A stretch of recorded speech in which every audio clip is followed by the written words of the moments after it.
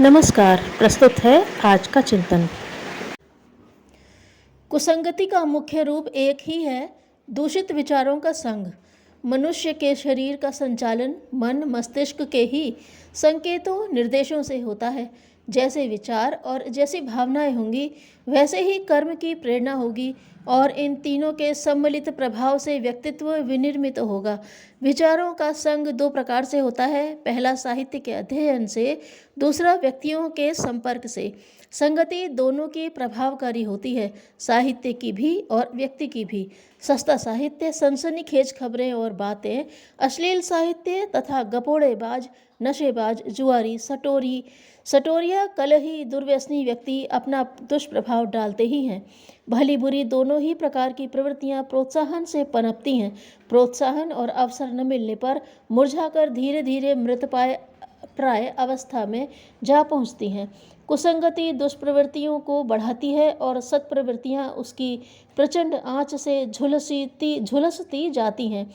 नशीली वस्तुओं न तो स्वादिष्ट होती हैं न ही उपयोगी, वे महंगी भी होती हैं। व्यर्थ की वस्तु में जिसका कोई जायका भी न हो कौन पैसा फूकेगा। नशेबाजी की शुरुआत 100 में से 99 बार ऐसे लोगों के संग का प्रभाव परिणाम होती है जो स्वयं उस नशे के अभ्यस्त हो जाने के कारण उस नशीली वस्तु का तरह तरह से आकर्षण वर्णन करते रहते हैं या फिर उस नशे का अभ्यास एक पुरुषार्थ का काम मानते हैं। किसी तरह की झूठी हवाई गरिमा उस नशे के साथ जोड़ते और नए साथी से उसे अपनाने का आग्रह करते रहते हैं। संकोच और झिझक भरी उत्सुकता से ही नशेबाजी की शुरुआत होती है, फिर धीरे धीरे वही आदत गहराई तक उतरती जाती है और वह छुड़ाए नहीं छूटती। जुआ, गाली गलौज, आलस्य में पड़े रहना, ताश, शतरंज, चौपड़, कैरम आदि में अधिक समय बर्बाद करना, फैशन की अति आदि अनेक दुष्प्रवृत्तियों की छाया मित्रों के ही कारण पड़ती है। जिनके साथ दोस्ती होती है उनकी आदतों के साथ भी दोस्ती होने लगती है। उनकी इच्छा अनुरोध को टालना ठुकराना अनुचित तथा कष्टदायक लगने लगता है। उनके साथ चलने में ही प्रसन्नता का अनुभव होता है। जिसका व्यक्तित्व प्रभावशाली होता है उसके गुण दोषों का भी प्रभाव संपर्क क्षेत्र में पड़ता ही है।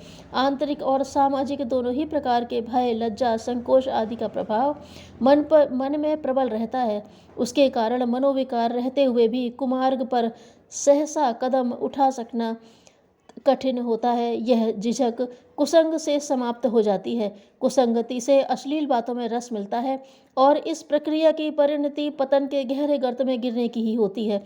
दुष्ट दुराचारियों के संपर्क से मासूम किशोर बच्चे बच्चियां अनजाने में ही अपना भविष्य अंधकारमय बनाते जाते हैं। दूषित विकृत साहित्य की ओर झुकाव भी कुसंग से ही उत्पन्न होता है।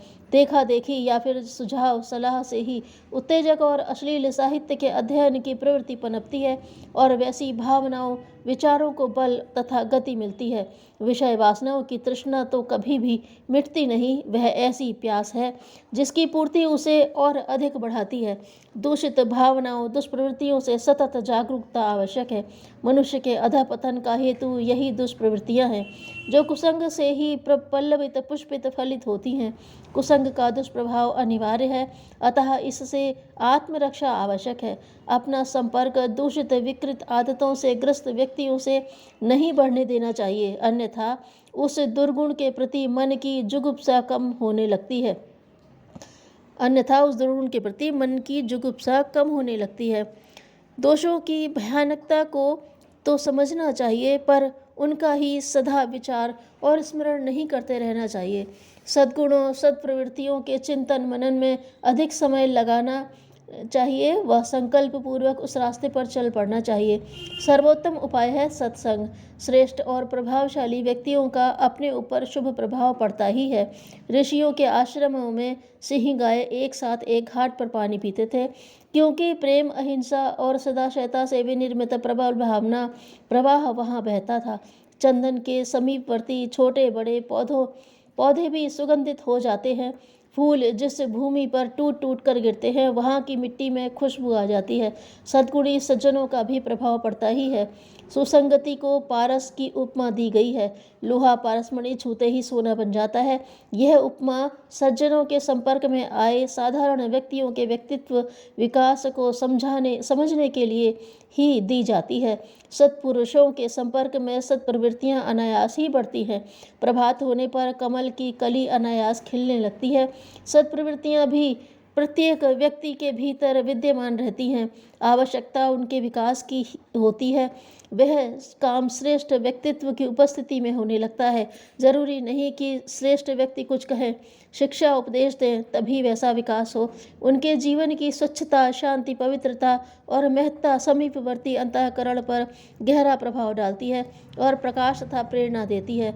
उस उत्तम वातावरण में दोष असह्य और ग्लानिकारक प्रतीत होने लगता है और छूट ही जाते हैं। कुसंग से आत्मरक्षा और सत्संग में आत्मनियोजन का कर्तव्य भुलाया नहीं जाना चाहिए। दुष्प्रवृत्तियों के शमन और सत प्रवृत्तियों के पल्लवन प्रस्फुटन की व्यवस्था बनाई ही जानी चाहिए। यदि दुष्ट दुराचारियों से संपर्क बन गया है तो उसे शिथिल करते चलना चाहिए और सत्पुरुषों से थोड़ा भी परिचय है तो उसे घनिष्ठता की दिशा में विकसित करना चाहिए। साथ ही आत्मविश्वास एवं प्रखर चरित्र की ऐसी सुदृढ़ नींव अपनी मनोभूमि में जमानी चाहिए कि दुष्प्रवृत्तियों का आक्रमण विफल होता रहे। दोष दुर्गुणों के आक्रमणों के प्रति घृणा और तुच्छता के भाव रखने चाहिए तथा उदात्त मनोभूमि के साथ श्रेष्ठताओं से मैत्री को गहरा करते रहना चाहिए। यह सही है कि कुसंग की अपेक्षा सत्संग आज अत्यधिक कठिन हो रहा है, फिर भी जागरूक रहने पर वह सर्वथा दुर्लभ भी नहीं रहता। सत्साहित्य की संगति तो पूरी तरह अपने ही हाथ में है, उससे तो हमें कोई वंचित कर ही नहीं सकता। सत्साहित्य से संवेदनाओं और विचारों का उत्कर्ष भी सुनिश्चित ही है और जहाँ भीतर श्रेष्ठ प्रेरणाएं भर जाए वहाँ क्षुद्रताओं के प्रति घृणा तथा विरक्ति स्थायी होने लगती है। उत्कृष्ट कोटि के सभा सम्मेलनों, सांस्कृतिक क्रियाकलापों में सम्मिलित होते रहने पर भी प्रभाव व्यक्तित्व पर पड़ता चलता है। जिन सभा सम्मेलनों में जीवन निर्मात्री शिक्षा और दिशा दी जाती हो वहाँ उपस्थित होना चाहिए। इससे अपनी श्रेष्ठता भी बढ़ती और संकीर्णता को अवकाश नहीं मिल पाता। अपनी मनोभूमि उत्कृष्ट बन जाए तो सत्पुरुषों से संपर्क भी हो जाता है और तब उसके लाभ मिलते ही हैं। आवश्यकता इस दिशा में सतत सन्नद्ध एवं जागरूक रहने की है। सुयोग्य संतान जितनी सुखदायक होती है उससे 100 गुनी दुखदायी अयोग्य संतान होती है। धन्यवाद।